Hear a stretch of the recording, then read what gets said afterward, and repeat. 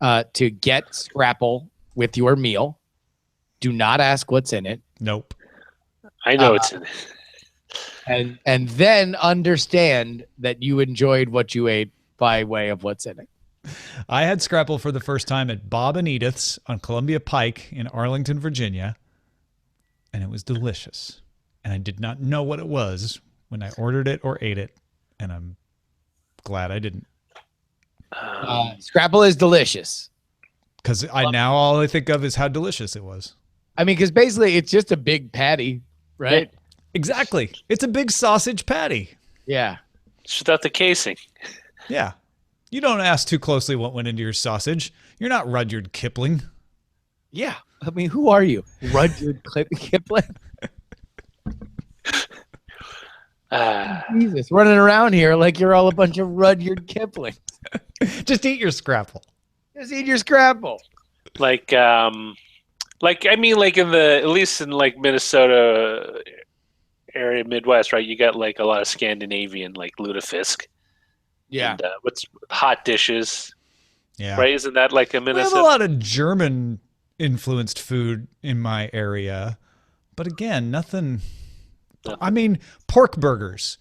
Pork burgers would be the one thing that I could think of that definitely was huge in Greenville, and you couldn't find it most other places around us. But that's not. I don't know. The pork burgers are. What is it in Iowa? It's like a fried pork loin. They love. Yeah. Yeah, but they eat it. They eat it off the bone. Like it's like I've seen it at state fairs. Yeah, no, it's like a fried pork loin, and they love it. They love that just as much as they love dipping their pizza in ranch dressing. Corn on a stick. If you need to dip your pizza in anything, it's the kind of food I would get at the Bond County Fair would be the most regional of foods, and nothing I can think of is That being said, I'm reading this book about the campaign, and they're talking about. I'm reading the Iowa stuff now, and I really want to go back to Iowa for the caucus. That was super fun. Is it heaven? No. It was fun. It was just a good time. Somebody on Twitter tipped me off. Greenville, Illinois was the dateline of a Wall Street Journal article on big agribusiness today. And good old Jim Gaffner was quoted the soy ambassador. He calls himself. No, I think he's officially like the Soy Growers Association guy. Okay. So are we all clear about what we're doing here? I We're gonna do a show, right? Yeah. Roger needs control, as always. Always control freak. Control. Okay, here we go. Quality content thrives through the support of those who benefit from its creation. If you gain value from the Daily Tech News Show, consider joining others like me who provide support. Learn how to help at dailytechnewsshow.com/support. This is the Daily Tech News for Thursday, April 20th. I'm Tom Merritt. Justin Robert Young alongside for the National Holiday of Colorado. And Washington State. And Washington. And large parts of California. I got a little thrown off at the beginning of today's show. This doesn't usually happen, but I got a notification on my iPad that I use as a soundboard right as we were starting the show. Rick Ankiel unpacks the yips and talks about getting a fresh start. Is that just a random? I mean, as a Cardinals fan and the long story of the outfielder / pitcher Rick Ankiel and the word yips, it just really threw me off. I apologize for bringing baseball into your tech podcast. Well, hey, listen, I know that this show is going to be a perfect 10, and I have 5 on it. Let's get it going. All right, here's a few tech things you should know. MasterCard's testing a new fingerprint sensor in its credit and debit cards in South Africa. It replaces entering a PIN or signing a receipt. So certainly more of an issue for folks in countries that use the chip and pin technique. Which is all of them but us, practically. Everybody but us, right? But interesting in terms of the advancement of tech on this front. Yeah, for sure. Amazon brought its Lex voice assistant technology out of preview so any developer can build chat features into their own apps. So basically we knew this was available, but now everybody can get it. So that's kind of cool. We'll be seeing more Amazon stuff. Apple released its environmental responsibility report saying it has a goal to eventually move to a closed loop manufacturing system in which all metals and rare earths in its products come from recycled materials rather than mining. I'll tell you, I mean, this has been something that's been a big issue for them for a while. They've always wanted to be on the forefront of the environmental and reusability thing. And it's been, as a PR sword and shield, a way of fending off some of the stickier issues that they have in China. Yeah. And they don't have a timeline on this. It's just a goal. All right. I am going to put on a hat and fill up this shot glass so I can take off this hat and pour a little out for Australian retail, because Amazon's coming. Oh. Amazon confirmed its launch in its retail online shopping services in Australia. Amazon's searching for a site for its first fulfillment center. They do have a bookstore. If you're like, wait, there's no Amazon in Australia? There is. There's a few products there. Kindle store, a few other things. They launched that in 2013. Meanwhile, in advance of Amazon coming to Southeast Asia, the troops are they're circling the wagons. The wagons are there's some metaphor involving circling in there. Lazada announced a partnership with Netflix and Uber called Live Up, or maybe Live Up, launching in Singapore for 28 Singaporean dollars a month. That's about $20 US a year. I'm sorry, not a month, a year, $20 a year. It offers faster shipping from both Lazada and Taobao. Lazada is owned by Alibaba, so is Taobao. Discounts for Red Mart groceries, discounts for Uber rides, discounts for Uber Eats, and 6 months free Netflix. But in reality, Amazon coming.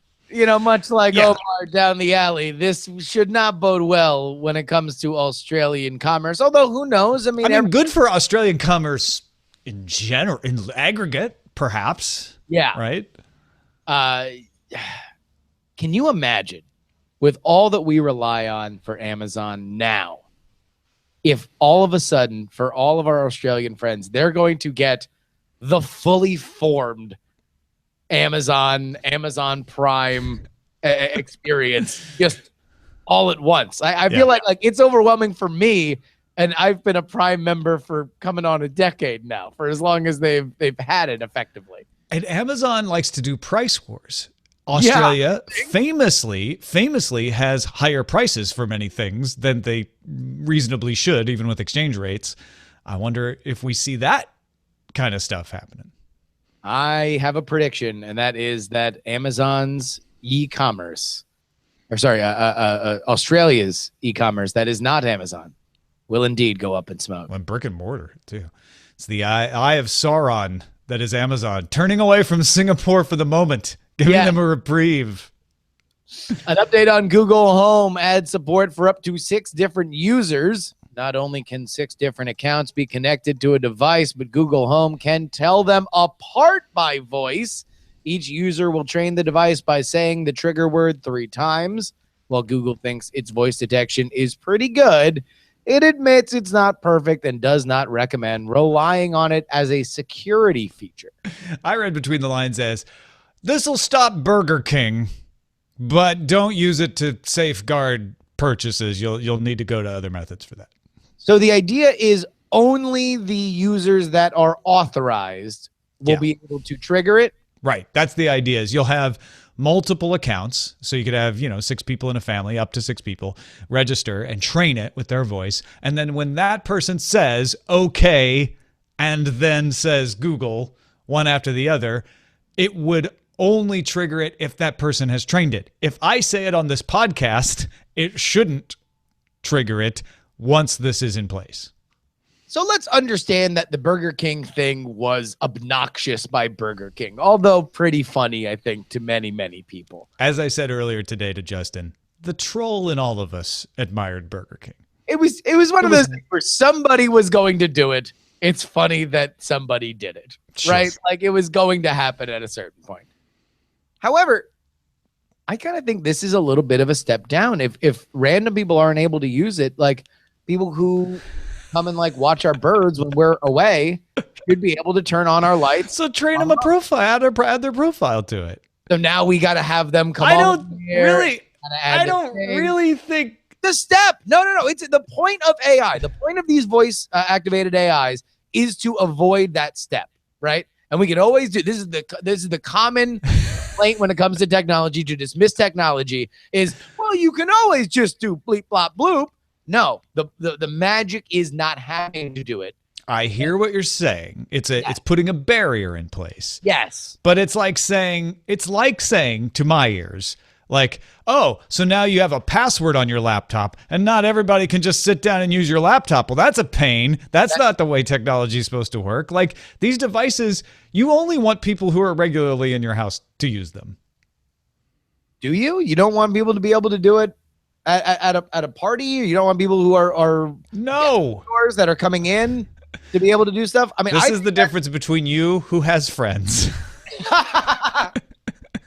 No, I mean, we have, in all seriousness, we have people stay over quite frequently. People are passing through town, etc. Brian Brushwood was just here.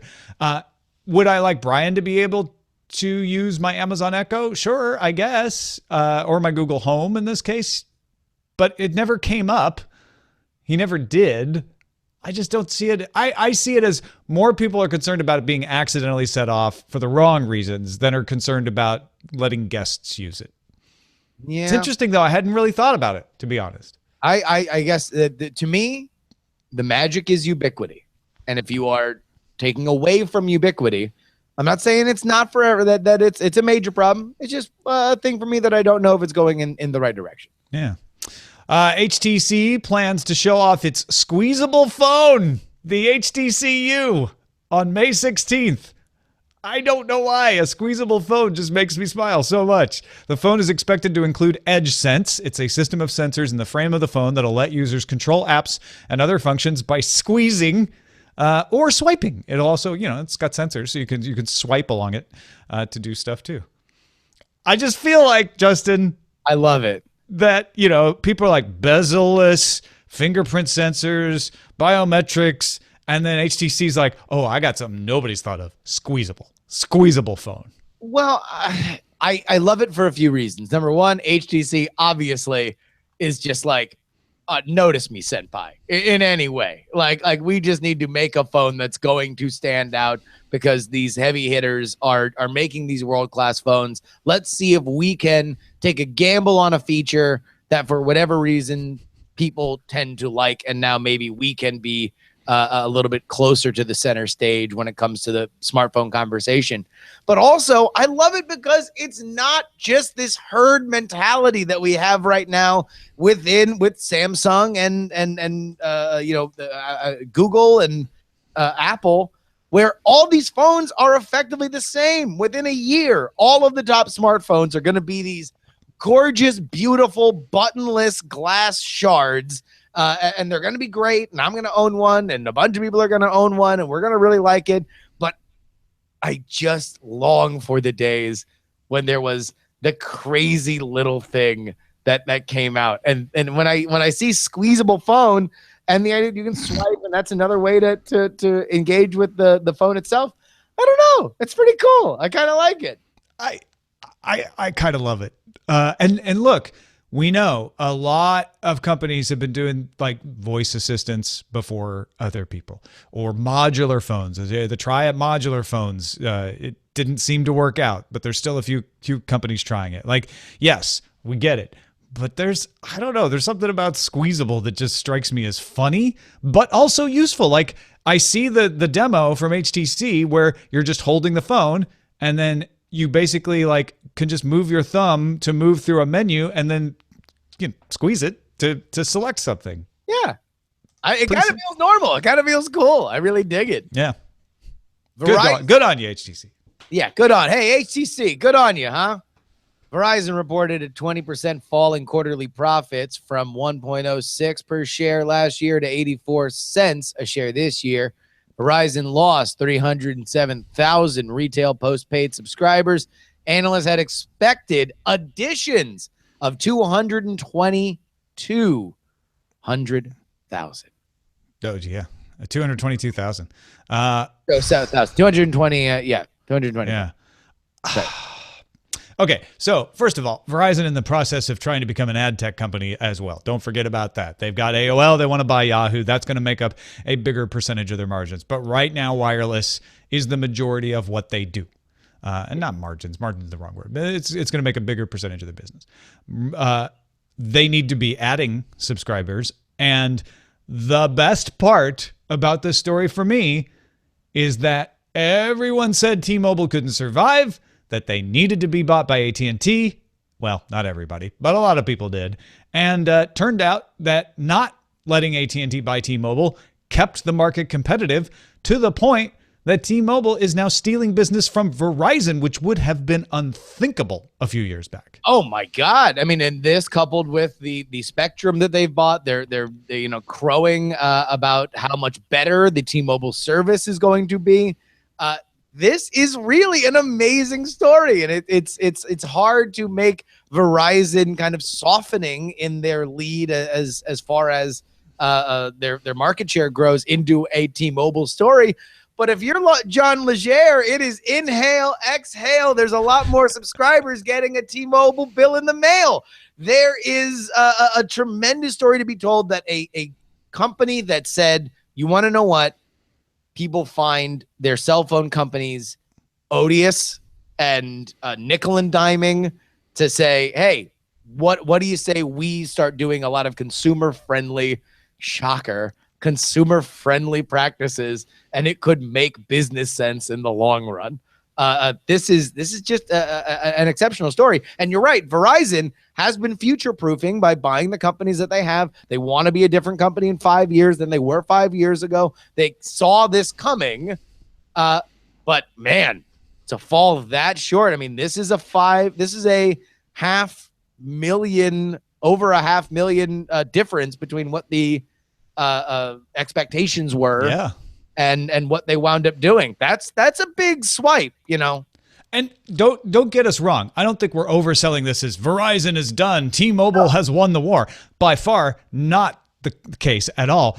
Instead, we have something much more interesting, which is, hey, you can't just rest on your laurels and expect to stay number one and have little niggling fights with AT&T with sort of a wink, wink, understand we're not going to change our terms too much, right? There's plenty of room for both of us in this market. Instead, you've got T-Mobile and to a certain extent Sprint and all of the smaller operators out there nipping away at your heels, causing you to go unlimited, causing you to really rethink how you approach customers. It's not killing Verizon. It's making Verizon have to work for their subscribers.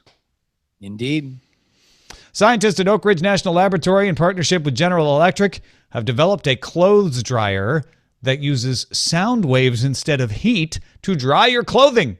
High-frequency sound waves speed up drying from 50 minutes to 20 minutes and should use 70% less energy. The way it works, small sheets in the inner lining of the drum vibrate at a frequency high enough to shake water from clothing, turns it into a cold mist that is then driven into the outer part of the drum where it flows into a collection tank. It also produces less lint because the lint comes from the air blowing through and basically damaging your clothing. And this doesn't do that. Does it not shrink your clothes? I don't think it would either. I don't think it would. Right? Because that's a heat thing, right? Right. Because the heat stretches things out and then it compresses. Yeah. You could dry your wool sweaters in this? Give me. All right. Is it next year or is it the year after when this is the talk of CES? This seems like one of those like sound wave dryers are going to be the like the thing that everybody's talking about at a CES within the next 2 years.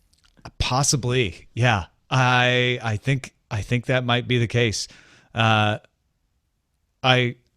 I love that, first of all, this is coming from Oak Ridge National Laboratory, where they have, one of the world's biggest supercomputers.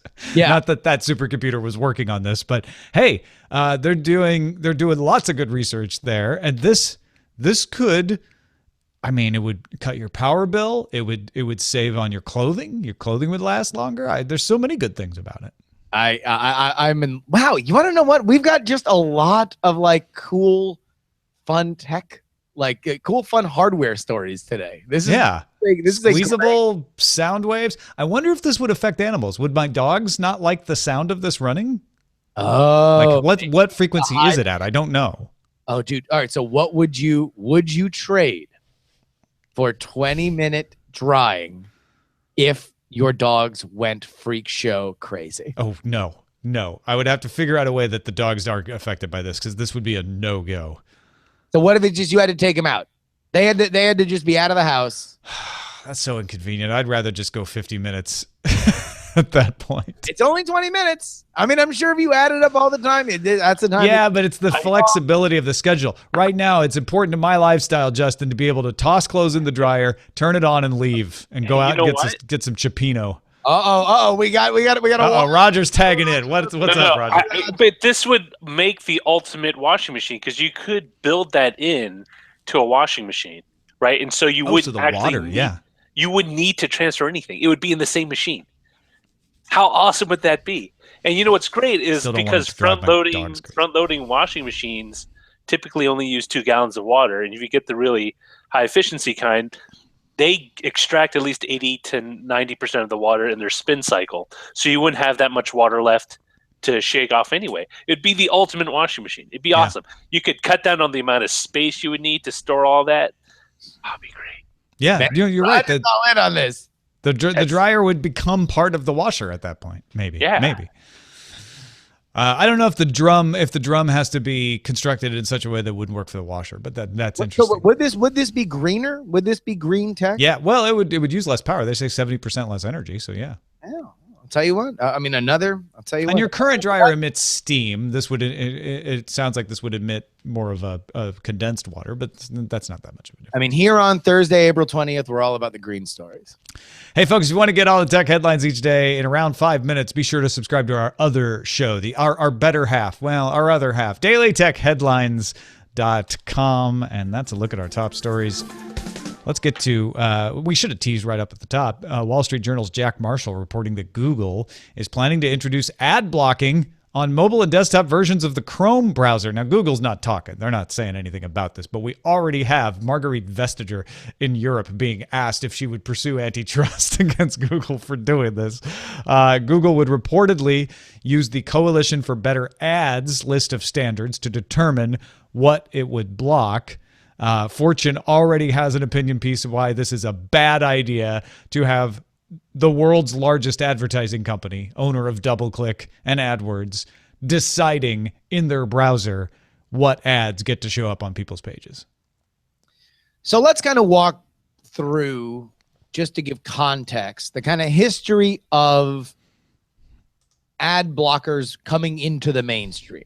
It was about 2 years ago that Apple decided to start letting ad blockers into the iOS store. Right, but not built into Safari. Just not built in.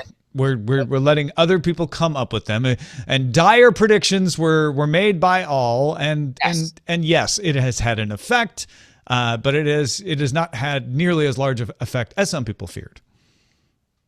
So the idea is, I think, soundly realized by impartial observers that there is a lot of ad crap out there.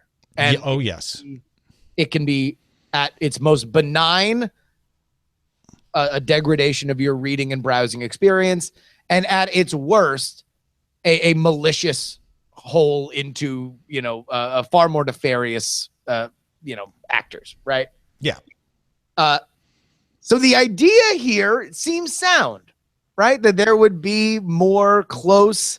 Sure, it's not on the browser side. It's not different from Opera doing this, right? Yes. Advertisers get their nose bent out of shape, saying, "Hold on, don't you dare!" But users say, "Oh, that's pretty cool." And I didn't mention this, but it's an important point. It's opt-in. It isn't turned on by default. At least, again, this is a report, but according to the report, it would be something that you would have to turn on yourself. It'd be built into the browser. You wouldn't have to add an extension, but you would have to turn it on. Sure. We also don't know exactly if maybe it detected things that were bad, that it would alert you, that you could take advantage of this feature. Possibly. There's a lot of possibilities. Once it's in there, that's the big question. Although opt-in versus opt-out is a big difference. Having it opt-out would mean that it's there for everybody, and the ad agencies would really freak over that. So with that being said, let's discuss why this is a very troubling idea for Google, because like you made mention, Google is the 800-pound gorilla when it comes to advertising. It's how it makes all of its money. Sure. It has pioneered, from the very beginning, the unobtrusive, easy to buy, very comfortable to click AdWords. Consumer friendly AdWords. We don't need to do, they do display ads, right? But they have become this very, very dominant kind of company. You would imagine that part of the curiosity to this is, so how many of your own ads are you going to be blocking? Sure. Yeah. Well, none. We follow the Coalition for Better Ads guideline to a T. You'll never see one of that. That's almost a troubling response if they make that. And it's the response they should have. They should say, oh, no, we don't deliver these abusive ads. So we would never be blocked. But again, that's them saying our ads will never be blocked, only yours, you competitors who sell ads to other people. And that's a bad outcome. I mean, it's good for consumers. Again, if Google's just a browser company, this is just them trying to be pro-consumer and being fairly responsible about it, saying we're not going to block all ads. Although this report did say they might consider blocking an entire website's page of ads, even if only one type of ad was offensive. But let's see if they do that before we damn about them. But they're only going to go after the ones that are against the standards. That's a good way to do it. Opt-in for consumers is a good way to do it on all sides. It's the fact that on the other end of the campus, you've got the people who are putting these ads out there that makes it feel like, well, wait a minute. How much communication is going on between these two sides? And can your ad people tell them what to block and what not to block? And let's be clear. AdWords run Google. Google has the amount of money that they have because of AdWords, almost full stop. It's not to say that other stuff doesn't make money. Nothing comes close to how much they make on AdWords. So let me ask you this, Tom. Hardball. Anti-competitive? Question mark?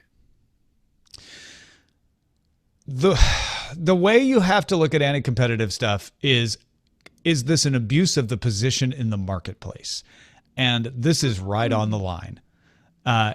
You can have a company do everything for the right reasons and with the right intentions, but if the effect of doing it drives out competition, then it's considered antitrust. It's considered anti-competitive.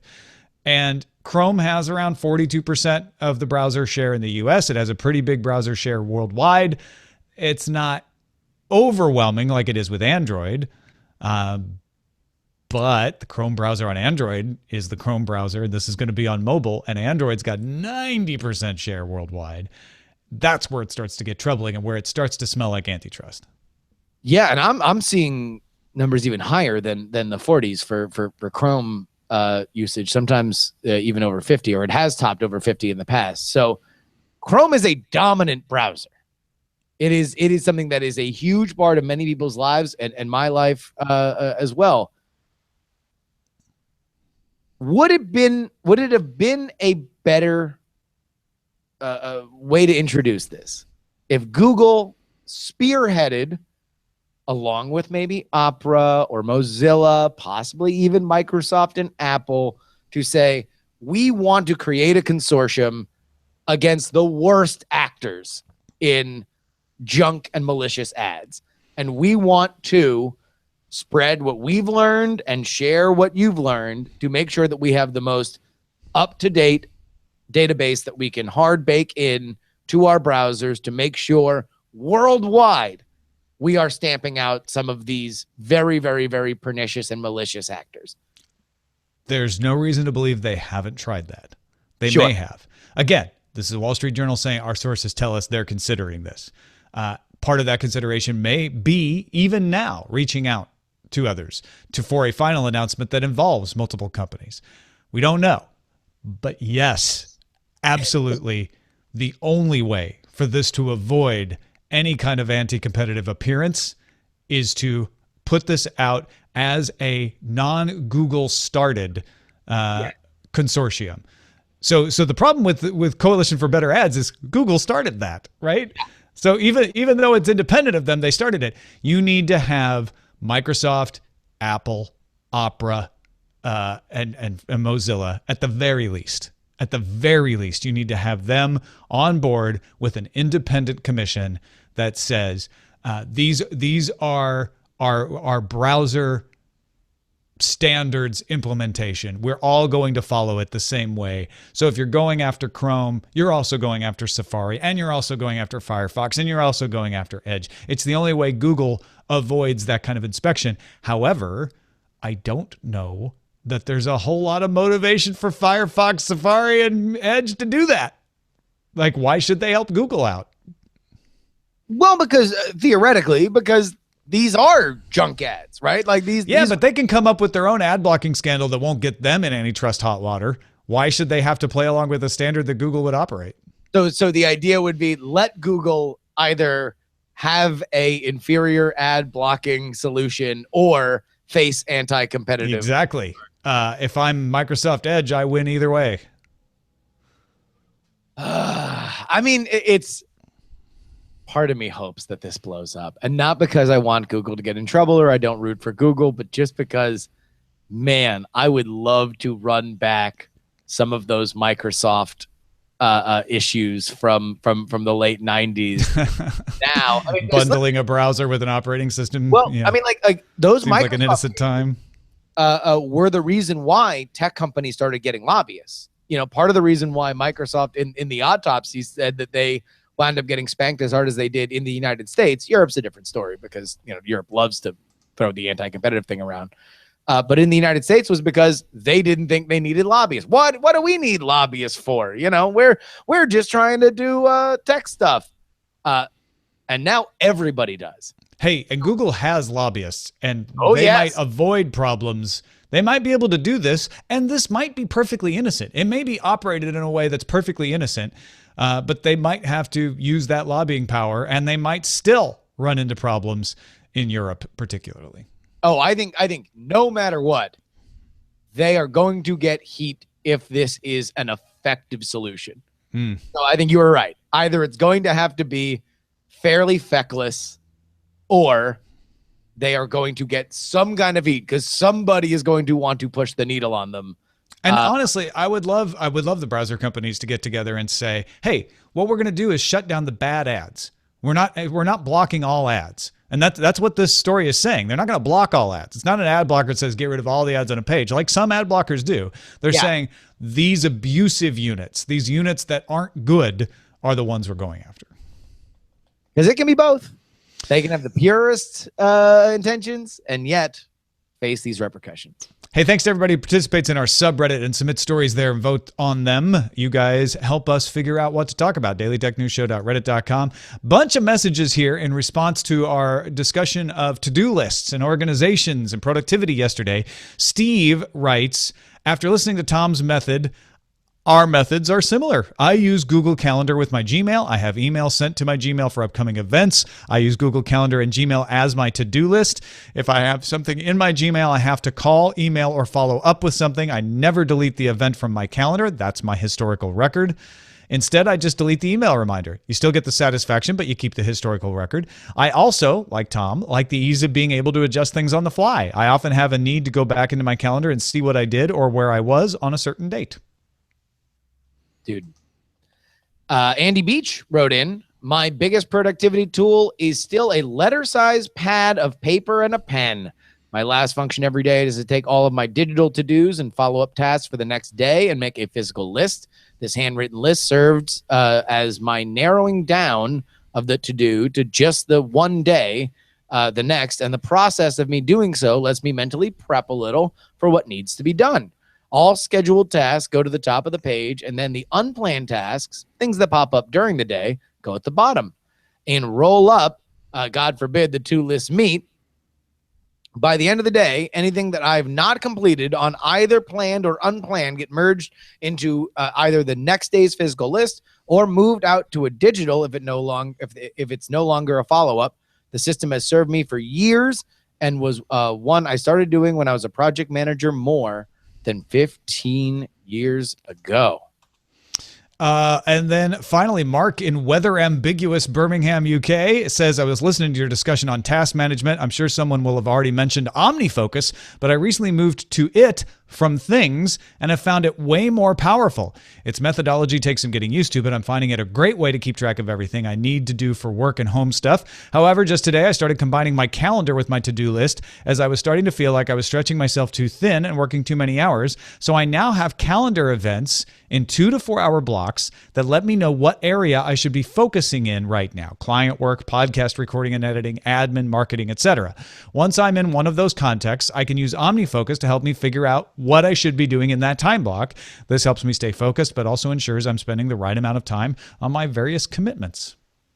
And OmniFocus is beloved by people who are way into this. So that's the high end of this stuff. Hey, if you want more details on my organizational method, if you're curious about what I said yesterday, patreon.com/Daily Tech News Show, patreon.com/DTNS rather, has the post up for this week's tech update for anyone backing at just the $5 a month level. It's a weekly newsletter you get as part of backing us there. So check that out, patreon.com/DTNS. Thank you, Justin Robert Young. How are things going right now? Oh, man, they are going great. We are working on the new Kickstarter, which will launch this summer. It is the follow-up to The Contender, the card game, the game of presidential debate, which you can still get at thecontender.us. But the new game is going to be called Action News. If you are interested in it, this will be kind of Contender meets Anchorman, wherein you and your friends will take big famous news stories and with fragments of other stories, mash them up to your own creations and then conduct a newscast round by round. Just like real journalists do. Just like real journalists. Oh, man, there's some stories. You can go ahead and hit me up on email. On Twitter, at Justin R. Young. And we're about to send out a print and play for people who are interested in giving us feedback on it. So you can play the game before anybody else in a very early draft if you hit me up on Twitter at Justin R. Young. The election may have ended, but the news continues. Oh, the news rolls on, my friend. And I think people are really going to dig this. But the Kickstarter is going to launch June 30th. So go ahead and mark your calendars. Hey, real quickly, before we wind up the show, big happy birthday to two of my favorite people in the world, SP Sheridan, who you may recognize as someone who submits things on our subreddit and writes in regularly to the show, and Allison Sheridan, who you definitely will recognize from hosting the show with me. They are married, and both of them have the same birthday, which is today. So happy birthday to Steve and Allison Sheridan. You guys are the best. Well, light them up. Light them up. Those birthday candles. Light them up. Hey, thanks to everybody who gives a little value back to this show for the value you get from it. That's all that we ask. Connie Schochtel, Jason Denon, Maria Thors, you three, amongst the many others who support the show, are awesome. Thank you for supporting us at patreon.com/DTNS. Our email address is feedback@dailytechnewsshow.com. We're live Monday through Friday, 4:30 p.m. Eastern at alphageekradio.com and diamondclub.tv. And our website is dailytechnewsshow.com. Back tomorrow with Jen Cutter. Talk to you then.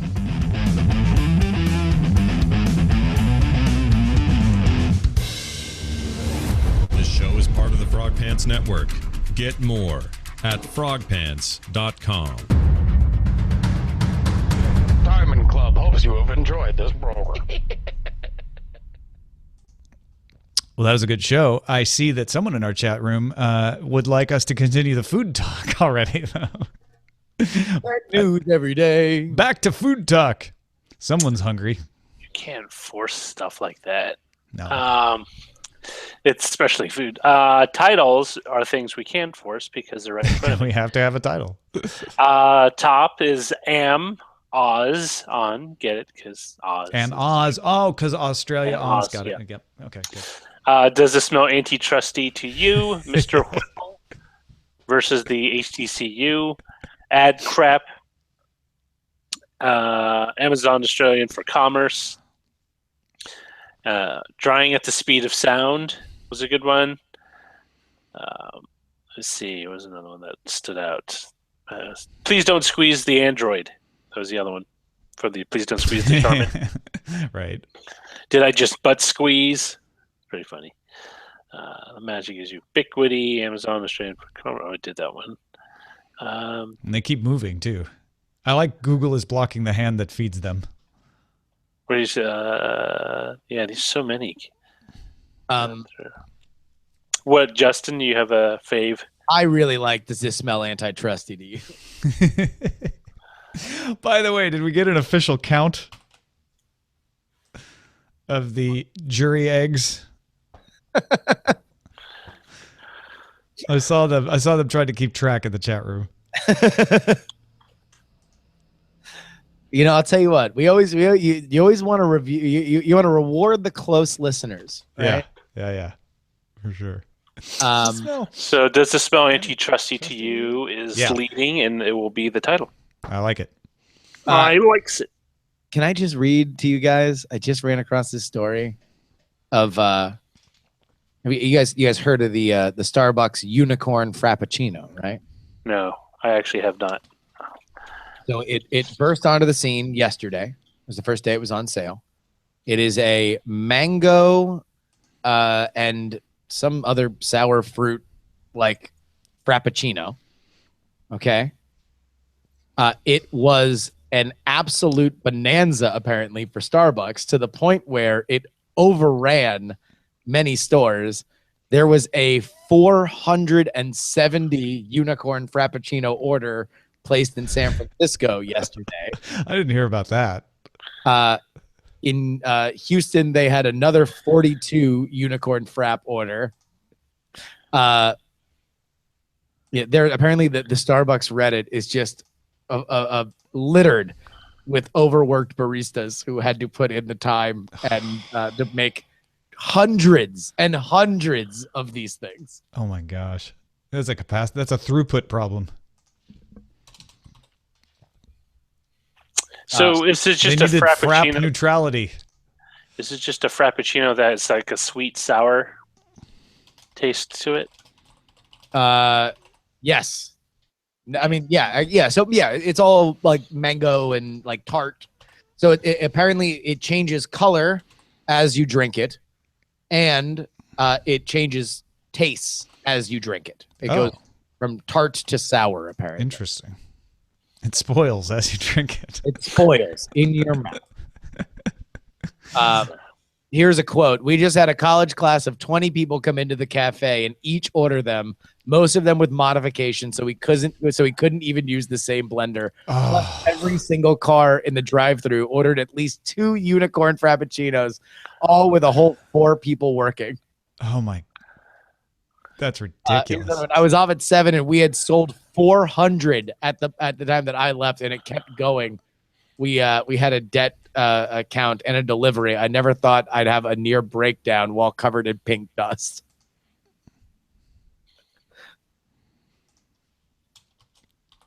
Covered in pink dust. Oh, because the pink stuff they had to put on. Oh yeah, no. Apparently, yeah. Shortages. People love them. I don't drink coffee drinks. They make me sick. Apparently our own gambling man on Twitter says it tastes like Starburst and Sour Patch Kids were dropped in some yogurt, then crushed bits of Twix were added. 2 out of 10. He adds unicorn scat as his review. Yeah.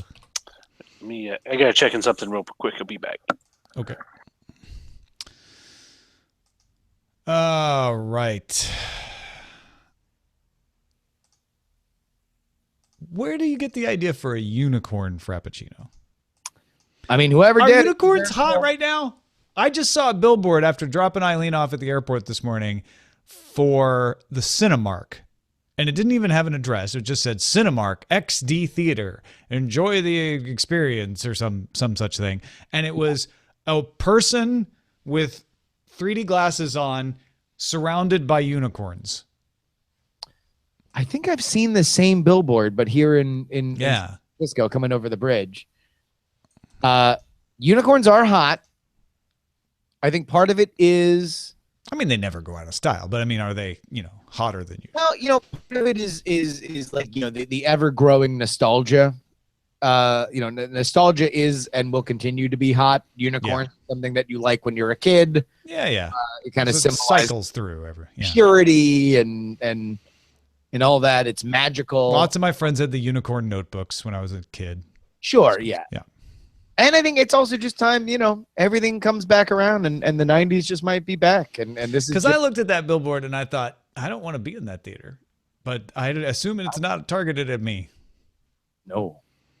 And the thing is, I go to that theater and I like that theater. It's a very good theater, but that billboard did not make me want to be there. Yeah.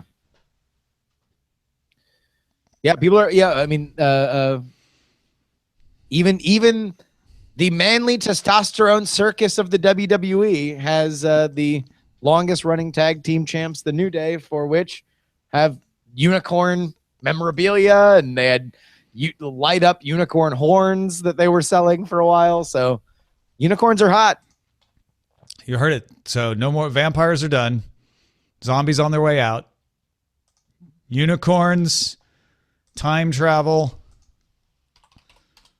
and what else? It's amazing we haven't seen a unicorn TV show or a unicorn movie where someone. Oh, it's coming. Yeah, unicorns on the ascendancy, I think. Yeah, that's last unicorn remake. That's a no-brainer for like Freeform or the CW or something like. Definitely, MTV. Yeah. Oh, totally. Dark Unicorn show, Unicorn Riverdale crossover for the CW. So would you, I mean, I guess the problem with wrapping a show around an animal is that the animal's either got to talk, have mind powers, or somebody turns into the unicorn. Yeah, you could do a show where the unicorn is more of a background character, right? It's the unicorn forest, and it appears infrequently to dispense inspiration and wisdom. But it's the unicorn brigade that's defending its lands that are the main. Yeah, but even then, so then you have a lot of characters that can't talk, right? Like you have a lot of big important elements that can't talk. Yeah, fair. Almost screwed up the feed again because I was thinking about unicorns. Well, but the defenders could talk, right? It's only the unicorn, and the unicorn would communicate psychically, I'm sure. I guess, yeah. That's my question: is do you have them? Are they talking psychically, or does somebody turn into one? To me, that's the only. Well, I think that's your season 2 twist. Is you thought it was just a unicorn talking psychically? Turns out it used to be someone.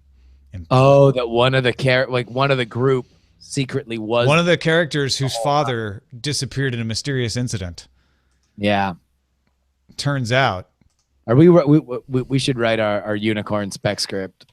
We really should. I think we just did. We just did, dog. We just did it. Roger make it back yet? No. Daily Tech headlines. Huh. Well, that's weird. Why would I do that? Okay. 2 seconds. I will be right back. Okay. I did something stupid, but I think I can undo it because I haven't updated yet.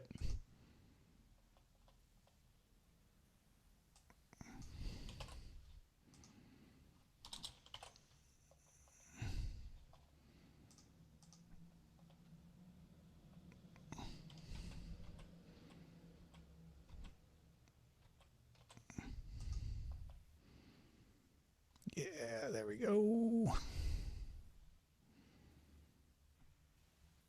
I was in the wrong post. That's never good. This is what happens when you change up your routine.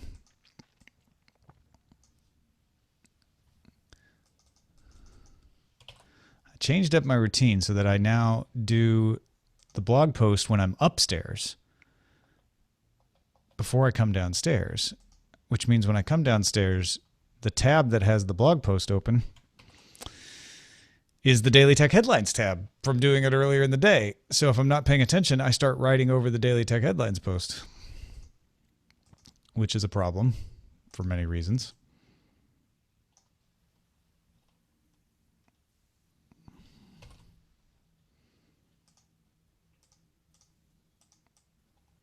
Sorry, I'm back. Hey, what were you doing? First I used the bathroom, and then I had to check on my kid. Well, I asked. Sorry. No, that's fine. I was just stopping myself from screwing up the post again. Don't screw the host. Sorry, I didn't give you enough food. Oh, wait, we're still live. Yeah. What else can I add to the post show? All right, I'm just making sure that I'm not screwing this up. That's all there. That's all there. That looks right. Where is...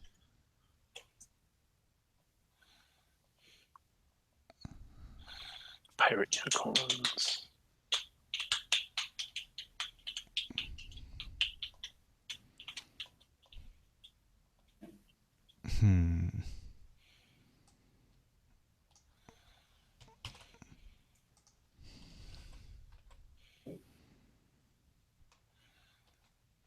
Oh, I overwrote the wrong thing. See, I'm glad I double checked. That's why you double check. That's why you always double check. You measure twice, cut once. Measure twice, post once. All right. I think I got it right this time.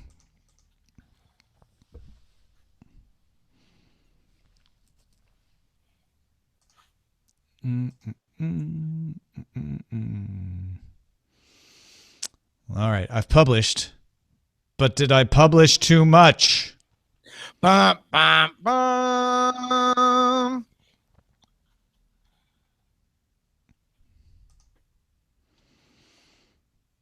You know what I've been craving a lot lately, and I know I've mentioned this on the show. It's been going on for a while. It's fried chicken. Fried chicken, huh? Yeah. Yeah, you know, I don't think I've had really, really good fried chicken in a while. Got to take you to the Honey Kettle in Culver City next time you're down. Yeah.